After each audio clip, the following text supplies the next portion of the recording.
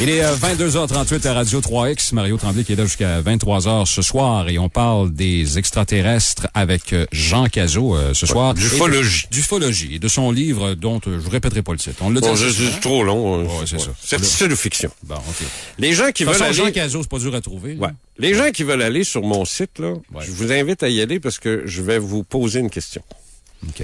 C'est www.jeancazot.com. C'est pas compliqué. C'est SAULT. Là. Ouais.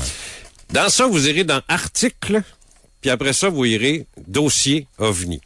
Allez là-dedans. Parce que je veux vous raconter une histoire très courte. La raison pour laquelle je le fais, c'est qu'il me manque 3 témoins, puis je veux les trouver. Okay. S'ils sont à l'écoute, je vais être bien heureux. Mais pour m'assurer que les témoins en question soient les vrais témoins, je ne donne pas la date. Je la sais, je la connais, mais je donne pas la date. Okay. Mais je peux vous dire que c'est en 2009, à Neuville, autoroute 40, direction Est. J'ai communiqué, je suis en train de travailler sur le dossier du témoin principal. Ben, je dis le témoin principal parce que j'ai pas les 2 autres. Celui qui a donné le témoignage. C'est ça. Un homme d'affaires de la région de Québec dans le domaine des communications. OK. Et pas notre boss? Non, pas du tout. Et l'individu en question revient d'une journée de travail qu'il a fait à l'extérieur de la ville. Et là, il s'en vient, il est 140, il s'en vient vers Québec, il est rendu à peu près à la hauteur de Neuville, et il est en train de parler avec un de ses fournisseurs. Et à un moment donné, il dit... Chris, il va cracher. Il est en train de lui dire qu'il y a un avion qui va s'écraser. Il est en train de parler au cellulaire. Okay. Puis l'autre au bout de la ligne dit de quoi tu parles? Il dit un avion, il va s'écraser. Parce que lui voit à peu près à 20-25 degrés au-dessus de l'horizon, de son horizon à lui, au-dessus de la ligne des arbres, 3 grosses lumières rouges qui sont là, puis que ça s'avance. Lui, il dit, ça y est, c'est un avion à cette hauteur-là. Là. C'est fini, là. Il s'écrase. C'est très bien que ça fait longtemps qu'il a dépassé l'ancienne Lorette. Le petit gars, il est pas au courant, là. Ouais. Et là, il roule à 115 km/h, et première nouvelle qu'il y a, le maudit avion s'écrase pas. Il tourne, puis il passe au-dessus de l'autoroute.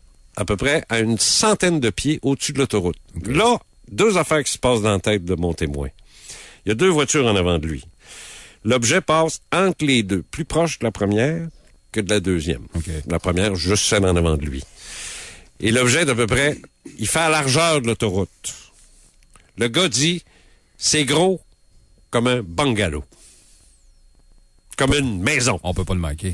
On peut pas le manquer.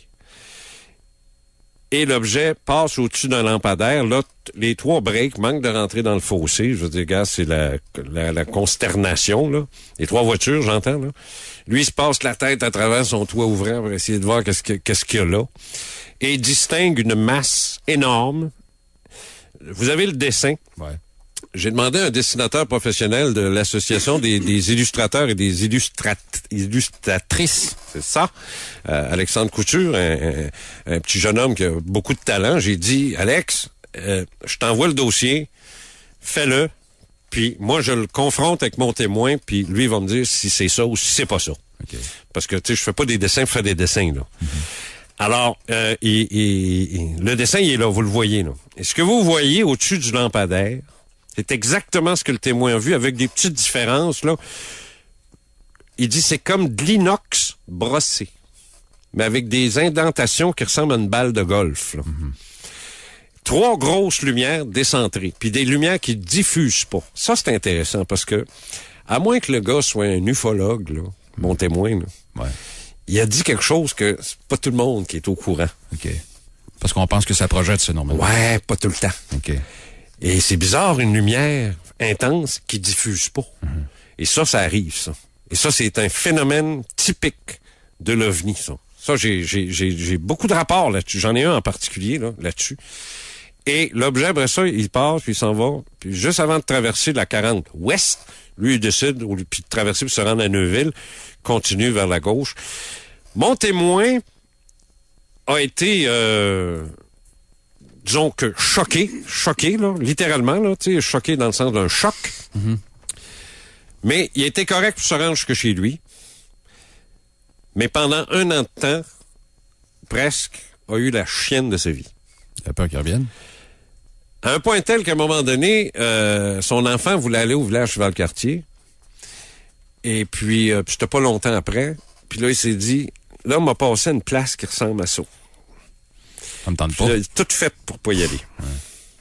Le gars, il est dans la quarantaine, là. Il est de ton âge, là. C'est un gars de ton âge. Ouais. Il est dans la quarantaine, là. C'est pas un tata, là. C'est pas loin de là, là. C'est un homme équilibré. Il est marié, une famille, puis il y a une job, il y a une entreprise, il y a une compagnie, il y a des employés. Puis il s'exprime, là, je veux dire, regarde, il s'exprime en bon québécois, là, tu sais. Mais lui, il voudrait pas... Mais lui, il a la chienne. Il dit, regarde, il dit, moi, c'est pas mon genre aller quasiment aller pleurer dans les toilettes, là. C'est pas mon style, là. Mais il dit, c'est ça qui m'est arrivé, là. Ce qu'il a vu, là, c'est l'enfer. Maintenant, tu vas me dire, ben oui, mais Jean, amène-nous-les. Ben, c'est ça, j'allais te dire. Oublie ça. Ouais. Lui, il veut Oublie pas. Ça. Il veut pas. Jamais de la vie. Il sait parfaitement comment il va être traité. Mais je suis pas sûr de ça. Non, je sais que t'es pas sûr de ça. Je le sais. Non, je te dis que je suis pas sûr de ça qu'il serait maltraité, moi. Non, non, c'est sûr, pas par toi, ni par Annie. C'est Karen. Karen. Non, c'est sûr. Puis ni par le personnel de la station, même s'il venait dans le jour. Non, c'est sûr. Probablement même que les gens l'appelleraient et diraient Go, man, ouais. Je suis bien d'accord avec toi. Mais c'est après, là. Quand tu reviens à l'ouvrage, ou qu'un de tes clients t'a entendu, puis qu'à un moment donné, au bout de 3 semaines, il t'appelle puis il dit Hey, salut l'extraterrestre! Ouais. Mais en même temps, je sais pas. Non. Tu serais surpris. Non, ça se peut. Tu serais surpris des emmerdes que ça cause à des témoins. Pas tout le temps. Ouais. Il y a des témoins qui l'ont fait. C'est parce que tu comprends-tu qu'on ne demande pas mieux que d'avoir... Parce que tu sais, de la façon que tu nous décris le personnage... Je suis rendu que je te tutoie en passant. Non, mais c'est correct. Ça fait 2 heures qu'on est ensemble. On est presque intime. Oui, presque. On s'est pas touché encore, par exemple. Il n'y en est pas question non plus. C'est ça. Mais, c'est pas mon style. Ça donne-tu bien pareil. Non, mais c'est parce que... Non, mais c'est parce qu'il m'a dit que c'était une émission qui parlait de ça tout le temps. Ici, oui. Non, pas tout le temps. J'ai expliqué qu'on parlait pas de cul tout le temps. Ah, OK. Mais j'allais dire, on ne demande pas mieux, tu sais, dans le fond, d'avoir quelqu'un de crédible. Puis la façon dont tu nous décris cette personne-là, ça semble être une personne extrêmement crédible. Tu me parles d'un homme d'affaires, d'une personne articulée, tout ça. J'aimerais tout ça, moi, l'avoir devant moi. Max, j'aurais peut-être la chienne parce que, moi aussi, parce que, en t'écoutant tantôt... Le ferais-tu, toi? Tu viendrais-tu en ondes, toi? Non. Eh ben, voilà. Tu viens de répondre. Toi, Annie? Karine, je sais pas pourquoi je l'appelle Annie. Non, pas du tout. Puis lorsque vous parliez des gens qui avaient eu ça sur l'autoroute, moi, je me dis, c'est certain que j'ai pris le clos, là. Oui, t'as pris le clos, mais après, là, tu viendrais-tu en parler en ondes? Ah, j'aurais tellement peur que ça revienne. Je voudrais pas en parler. Puis tu voudrais pas en parler? Non, mais t'aurais-tu peur d'être ridiculisé? C'est ça la question, dans le fond. Ah ben oui. Ils vont-tu m'enfermer? Qu'est-ce que les gens allaient... Ben oui. Non, mais quand tu vas aller au restaurant, quand tu vas retourner au Cosmos prendre une bière, là, puis tes chums vont t'avoir entendu en ondes, là, puis qu'ils vont dire hey, regardons ça, Karine l'extraterrestre. T'as envie de ça? Non, puis je pense que les gens ont probablement peur, donc ne veulent pas en parler tout simplement pour pas revivre ces moments-là. C'est ça. Ben, je sais pas, mais moi... Oui, il y a ça aussi. Ouais. Oui. Mais ma réponse négative, Jean, moi, c'est mon premier réflexe, honnêtement, là, je vais pas me trouver d'excuses, là, mais c'est parce que je travaille en radio. Oui, mais lui, il a une business, là. Ouais. Lui, il a une business, là. Ouais, mais toi, tu le sais ce que c'est, là. T'arrives en onde, puis tu dis que tu croises extraterrestres, là, puis t'es fait à l'os, là. Ah, ben, je l'ai fait 45 ans, j'ai survécu, mais c'est parce que j'ai à coin tough. Ouais. Mais lui, il a une job, là. Il y a une entreprise, là. J'en ai un autre de l'Université Laval. D'un département de l'Université Laval, c'est un très haut placé à Saint-Nicolas qui a fait une observation hallucinante. Ce gars-là nous a quasiment fait signer un contrat par écrit. Pour pas l'identifier. Ouais. OK. Alors, tu sais, comment veux-tu après que comment veux-tu que j'arrive puis que je te fasse une démonstration? Ces gens-là ont la chienne. Ils ont la chienne de ce qu'ils ont vécu, d'une part, puis ils ont la chienne d'être ridiculisés. Puis je les blâme pas. Je veux dire, j'en ai un autre, j'ai beaucoup plus de témoins qui me viennent de l'Outaouais. Lui, il est propriétaire d'une grosse entreprise, porte et fenêtre, tu sais. Lui, en a parlé publiquement. OK. Mais lui, c'est un gars, je veux dire, c'est un caractère de cochon, ce gars-là, c'est un tueur. Tu sais, je veux dire, regarde, c'est quasiment un ancien Hells, là. Fait que le premier client qui est venu rire de lui, il a pété la gueule, il l'a sorti de son... il l'a frappé. Tout de suite, fouing, dehors. Ah, ben, c'est évident que ça en a calmé quelques-uns, mais on est pas tous de même. Non. Pas tous de même. Là. Ouais. Lui, il a eu son Christy de voyage. J'ai dit, c'est assez de rire de moi, là. Mais, je veux dire,